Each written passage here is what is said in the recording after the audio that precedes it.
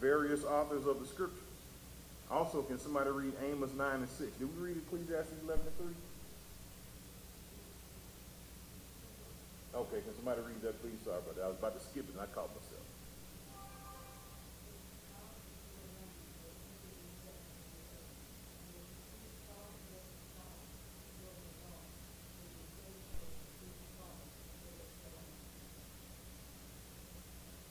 The clouds are full of rain. Right there. How did he know? God told him. God told him. Also, let's read Amos 9 and 6. Somebody read that. Amos 9 and 6.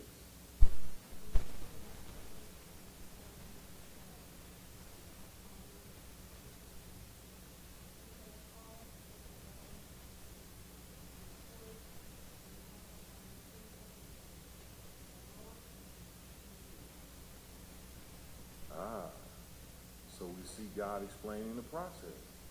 It's not just alliteration. It's not just good writing. He's explaining how these processes work.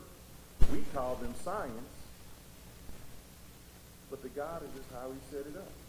It's big and amazing to us, but God knew it thousands of years ago.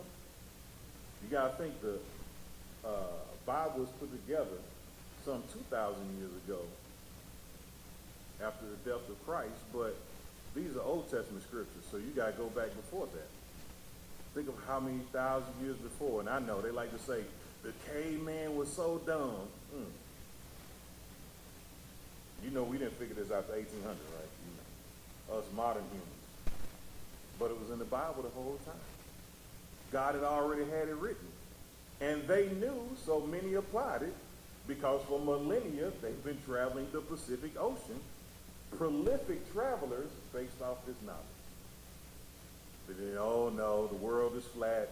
We got to discover the new world that people already at. I know. I don't know how you're going to discover a place where people live. Look, I discovered this house. I'm going to move in.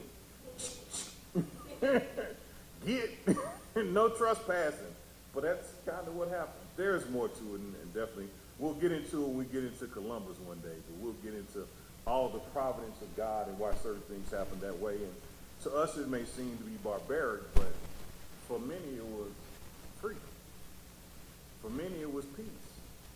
Because the world at the time was quite chaotic, and that area was extremely chaotic. There were still, and even to this day in some areas, there were cannibals. Say, what? Savages. There was cannibals in every continent. Get over yourself. Every continent, every place had them. Matter of fact, we was looking at Japan.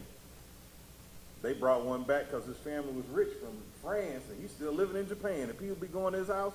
I was like, but he ate a lady. Why they hanging out with him? And you wonder why anime be weird sometimes. A little crazy. A little crazy. Real man. You can look it up. He really did kill a woman he ate in France. Living in Japan. I don't think he's dead yet. Is he dead yet? You don't think so? You looked him up too? You have the cannibal of whatever city he's from. I was like, boy, that's crazy. Like, they really eat people. So it's happened everywhere. So don't think, oh my God, the savages. Every continent sadly had cannibals. Ooh, we're going to dig in a little bit.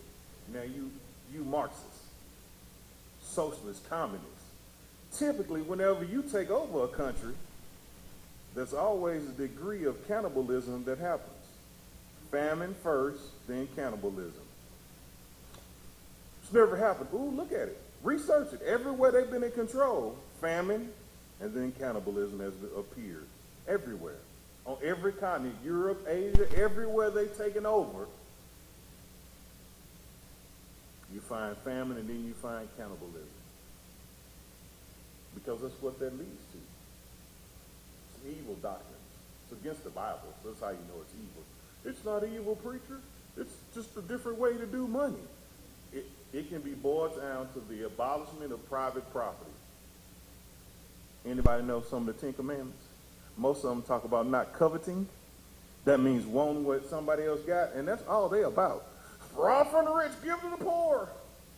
Rob from this one. Well, who's rich? It all depends, right? If you got $2 more than your neighbor, he can kill you. Hit him over the head. Bam. Now I got $2. So then the other neighbor got to rob him because he had one. You see how it happens. It's just theft, legal theft. It's really all there. Speaking of bow and arrows, Robin Hood, I ain't gonna get on that, but right now we plan to have a little gathering for the teens. We want to go out and make some bow and arrows. Then we're gonna do a little camping out there and go to the range and do some arrow shooting. So if you're in the youth group, we're gonna do some fun stuff. You're not in the youth group, you need to be. Come on. We open it up to the younger kids since it's summer. Might as well come have fun with the teens. Normally it's teens, so it's your time. You 8, 9, come on. Come on, be a part of the youth group. Get out there. Go make your bow and arrow and take it home. I'm going to let them take the bows home, no arrows. Because I'm not going to be responsible. He shot my baby. Not with something I gave him. So we'll shoot the arrows at the range and count them and confiscate them. We know logistics around here. We'll make sure we got a good count. We'll get them back. You can take the bow home and say, Mama, Daddy, look what I made. They're like, oh, look at you. Ooh, you good little job there. Have fun, have fun. Native American, fight the power, red man. Not the rap for the people. Never mind. What we plan on taking the trip, having a good time. Man, I thought we would get deeper. We haven't got deeper yet, but we'll get back to it. We'll dive into that second law of thermodynamics and entropy. We'll make sure we explain that. It's really quite simple. It sounds deep, so big. It's not really. Once you find out what it is, it's like, oh, that just makes sense. I knew this all my life. I didn't have to take a class. You did. You did. And so I don't leave you hanging too long about the utilization of lightning and sound. Anybody use their cell phone today? Did you have a cord attached to it with somebody else? You did? No? Nothing, just the charger, right? Ray was shaking her head yes. Like, I was like, well, how? It was like, you did? How'd that happen? So you know that your cell phone works because of radio waves, right? But did you see the waves or did you hear them? Because they're light waves. It's light. Traveling at the speed of light, we get sound. We'll dive into it and how it applies to the Bible, what God told us a long time ago. Well, not us, but told them a long time ago and allowed us to read. We'll dig into it more next week. Join us for our Bible study, part 3. The Bible and science. We'll dig a little bit deeper. Brother Beasley, would you dismiss us in prayer tonight, please, sir? Thank you. Heavenly Father, we thank you for your voice. We thank you.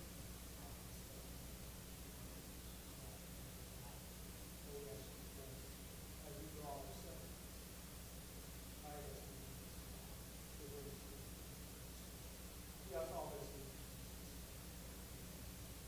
Amen. Don't forget, like, share, subscribe, all that social media stuff. God bless you.